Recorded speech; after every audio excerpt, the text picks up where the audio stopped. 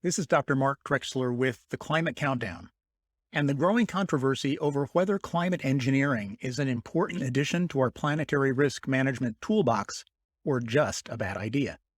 So what is climate engineering, often called geoengineering, and why has it become so contentious? Well, it can mean a lot of things. Even large-scale tree planting represents an effort to engineer the climate, but that's not what's causing such a ruckus. If you think about climate engineering options as a continuum, from less contentious to more contentious, tree planting would be at one end, and solar radiation management would be at the other. Things like ocean fertilization would fall in between.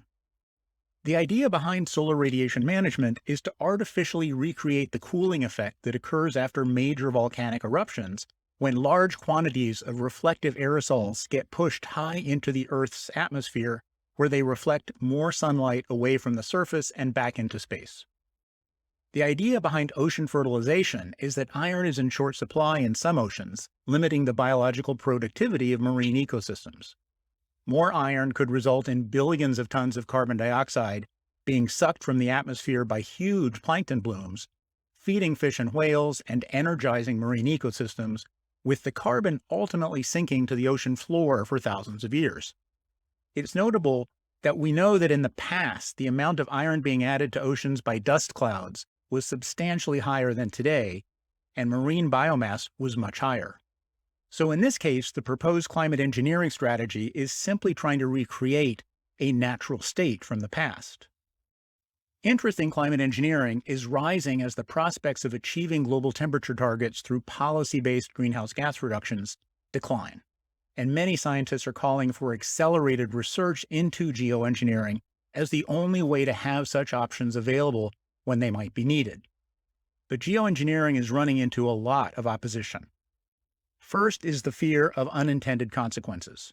With regard to solar radiation management, for example, how might precipitation patterns change, impacting food production around the world? Second is the issue of governing such technologies. Limited iron fertilization might be very beneficial, for example, but add too much and you could end up with anaerobic conditions and a lot of methane bubbling back to the surface. Governance is a big challenge, given that any country or even private individuals could dump shiploads of iron dust into the ocean or plane loads of aerosols into the upper atmosphere. It's not easy to figure out how to prevent technologies like these from being misused. Third is the perceived moral hazard risk. Could research into climate engineering, especially if it's successful, generate a false sense of security about our ability to avoid the worst impacts of rising temperatures? Might that impede efforts to reduce greenhouse gas emissions and turn climate engineering research into a self-fulfilling prophecy? These are tricky issues, and how to think about them will differ from technology to technology. But these concerns have to be juxtaposed against the risks of climate change. People may be afraid that talking about climate engineering could undercut climate change mitigation. But if we ever do get serious about tackling climate change, especially in the face of potentially catastrophic temperature increases, we might end up with one hand tied behind our back if we've kept climate engineering technologies out of our toolbox. This discussion is a great example of the Tunstall principle. There ain't no such thing as a free lunch.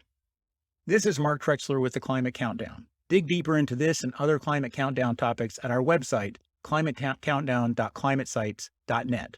And thanks for listening.